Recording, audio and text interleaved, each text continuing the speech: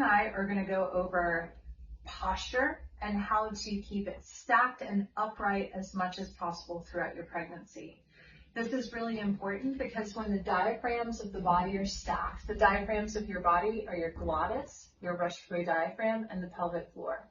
When they are stacked, you're less likely to have prolapse, diastasis, pain in the back, sacroiliac joint, and pubic bones. Posture is important. Okay, Lainey is standing here with a forward view. And now I just want you to rotate to sideways to the camera and kind of check out Lainey's initial posture. Now, Lainey, I want you to tell us where you feel your weight in your feet. I feel it more toward the front. Okay. And is it more on one side or the other? My right side. And do you feel it more on the outsides or the insides of your feet? Outsides. You take a deep breath in, as deep as you possibly can. And go ahead and face the camera and take a deep breath in. So this is her starting posture and we're testing her breath. Good. And now I want you to do a pelvic floor muscle contraction or a Kegel. Feel how much you're able to pull up, and now feel how much you're able to lengthen. So this is a way of Lainey to assess her posture. She doesn't know where we're headed yet, but it is once she learns how to correct her posture, she can come back to the pelvic floor and the breath, because when the diaphragms are stacked, she's going to be able to take a deeper inhale, get a better pelvic floor muscle contraction, and feel more even weight distribution on her feet. Okay, so let's get into helping correct Lainey's posture, keeping in mind that there is no perfect posture. So go ahead and face away from me, Lainey. Now, we were talking about that weight distribution in the feet, and I want you to look at where her ankles are in relationship to her hips. You can see that her hips are forward in relationship to her feet. Go ahead and put your hand over your sternum, Lainey, and the other hand over the pubic bone. Now, where is the hand over the pubic bone in relationship to your toes? Does it feel over your toes? Yeah, it feels forward. Okay, so I want you to kind of shift your hips back so that they're over your feet. Now, I want you to place one hand over the dimple at the back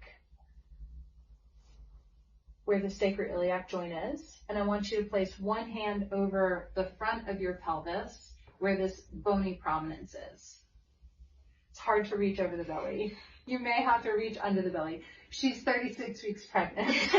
Okay, so is one hand higher than the other? This is higher. Okay, so what I want you to do is just don't lock out your knees quite so much. And do you feel as though that kind of helped level your hands? Yeah.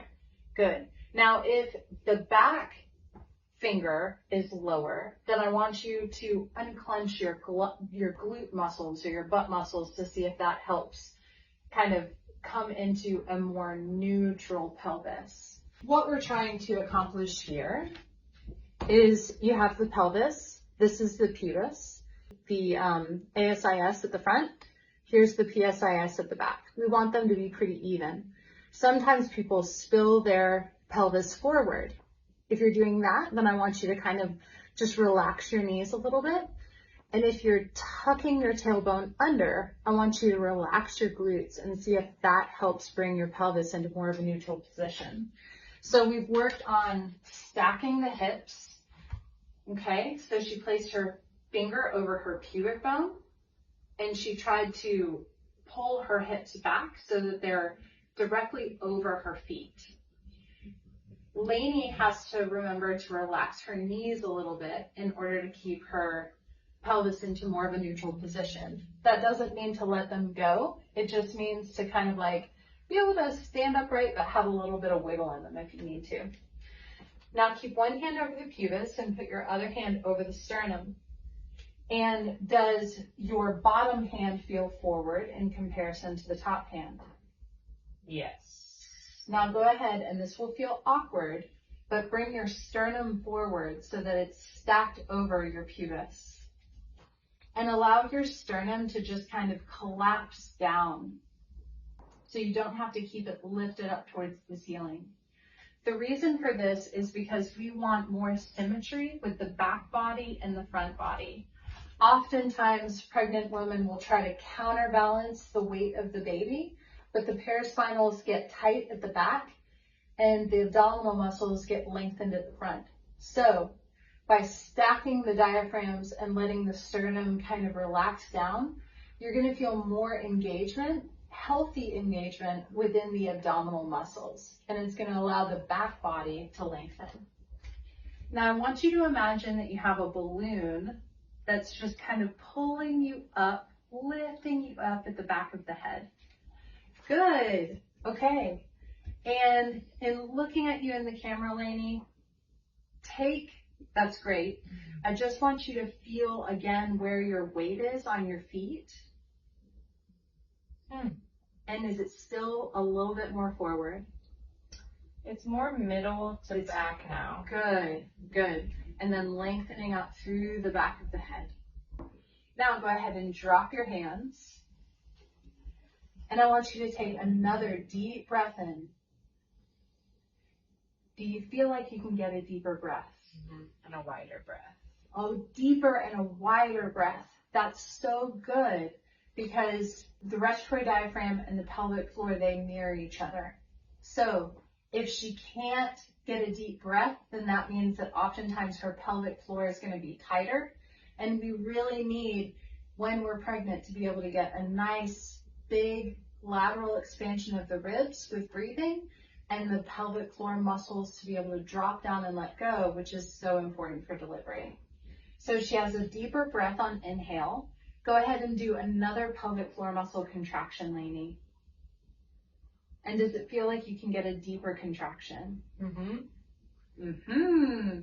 Because here, the pelvic floor muscles are having to turn on to stabilize her unnecessarily, whereas here, they can drop down, lengthen, and let go. All right, and now go ahead and face the camera, Lainey, while kind of maintaining that upright posture.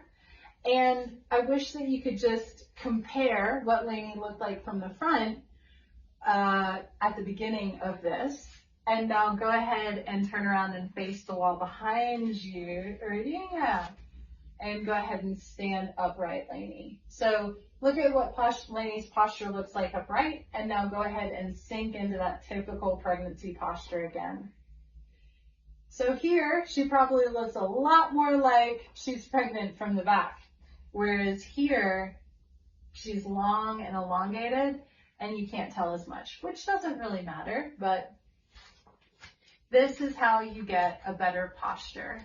Remember to keep the pubis stacked over the feet, the sternum stacked over the pubis, allow it to come down. Those ribs do not need to be flared. They can stack. Try to get a neutral pelvis. Don't lock out the knees. Don't grip unnecessarily through the bottom, and check in with your posture throughout the day. Take deep breaths. The better your posture is, the deeper the breath you can take, the more of a pelvic floor muscle contraction and lengthening will be available to you.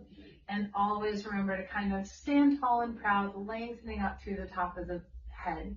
There is no perfect posture. At first, this may feel like a little bit of work, but it will help alleviate back, sacroiliac joint, pubic symphysis pain, keep the muscles of the abdomen a little bit stronger, while keeping these a little bit more lengthened, and everything will be set up for you to have a more successful delivery. Thanks, Lainey. Yeah, no problem. If you are a pelvic practitioner and would like done-for-you patient education handouts for your clinic, or are an everyday person looking for a pelvic rehab provider, please visit pelvichealthresources.com.